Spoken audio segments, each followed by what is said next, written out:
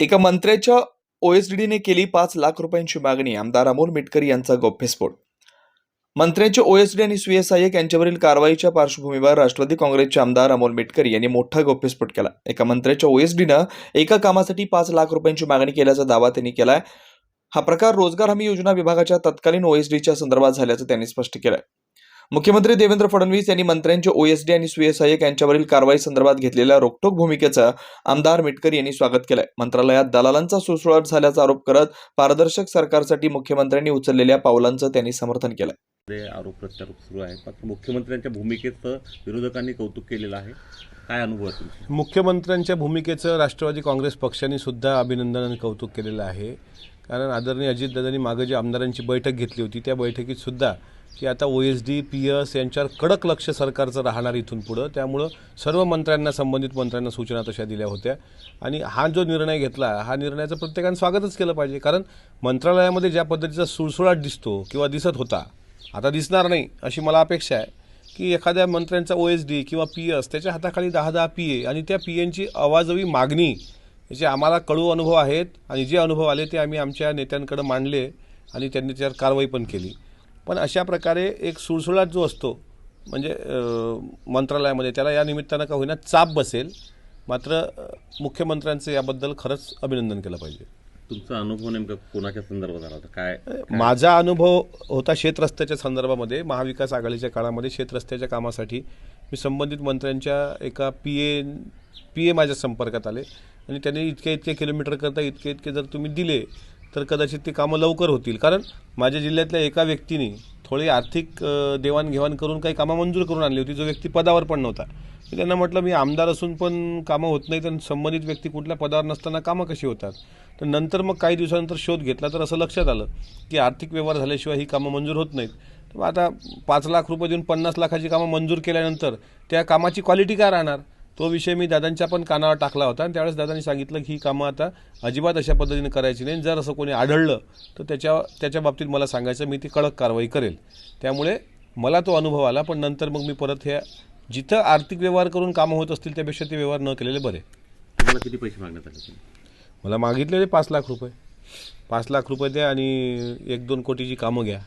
पण ते म्हटलं नाही, माझ्याकडे तेवढी कॅश नाही आहे सध्या, त्याच्यामुळे एवढी कामं मला नकोत. पण आणि अशा प्रकारे 2-4 डिपार्टमेंट असे होते की जिथे पैशाशिवाय काम होत नव्हतं.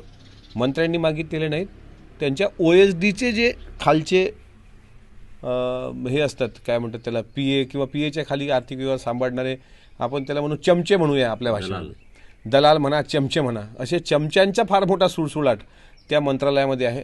प्रत्येक जिल्ह्यातले बेकाम लोक तिथे पडलेले असतात दर मंगळवार बुधवारी. त्याला कुठेतरी शिस्त आली पाहिजे. आम्ही मुख्यमंत्र्यांना मागे विनंती केली होती आणि आता समजतं की फेस आय डी शिवाय आता मंत्रालयात प्रवेश मिळणार नाही, नाहीतर हा सुळसुळाट होईल.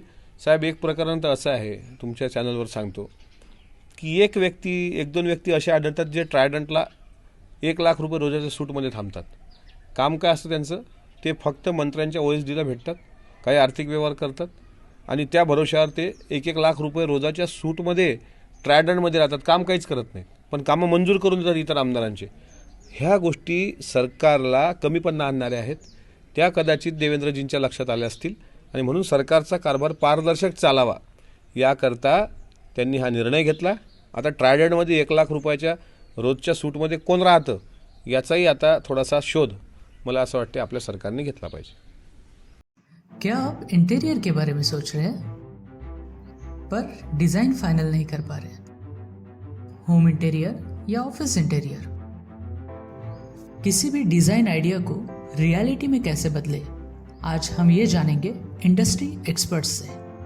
हमारी कंपनी जो है डिज़ाइन ब्यूरो, उसमें interior designing, renovation, architectural design, landscaping end renovation, furnitures, ये सारे जॉब्स हमारे यहाँ होते हैं. और पिछले 20 साल से हम लोग इस फील्ड में हैं. और इसमें 2 से 3 कैटेगरी आप इसको डिवाइड कर सकते हैं, जिसमें कि हम रेसिडेंशियल बोलते हैं, कमर्शियल बोलते हैं और रिनोवेशंस बोल सकते हैं. बेसिकली क्लाइंट्स की नीड्स को अंडरस्टैंड करना, सो नीड बेस्ड एनालिसिस हमारे यहाँ होता है. सो क्लाइंट्स के लिए हम लोग परफेक्ट इसलिए हो जाते हैं, या हम उनके लिए दोबारा, या किसी क्लाइंट्स के लिए हम चौथी बार काम कर रहे हैं because of their confidence with us कि वो हमारे ऊपर रिलाय करते हैं। हम लोग अमित कम्युनिटी को पहले से ही जानते थे, तो उनको हमने बुला के उनको जो स्ट्रक्चर है यहाँ पे ब्रिक्स वर्क चल रहा था तभी से उनको कांटेक्ट किया, उन्हीं को जगह दिखाई, उनको स्पेस डिजाइन करने के हिसाब से कांटेक्ट किया, उन्होंने डिजाइन बना के दिया काफी अच्छा। जो भी मीन्स उसमें जो भी चेंजेस थे उनको वर्कआउट किया हमने। जब जो मटेरियल लेना था वो साथ में हमारे आए, सिलेक्शन के लिए आए, वो जो भी सारा सिलेक्शन उन्होंने काफी अच्छे से करवाया। जो भी उसके बाद में जो एक्सपेक्ट था उससे ज्यादा बेटर ऑफिस उन्होंने बनवाया। बजट अगर आपका लिमिटेड है तो लिमिटेड बजट में भी आप एक अच्छा इंटीरियर कर सकते हैं, ये हमारा विश्वास है।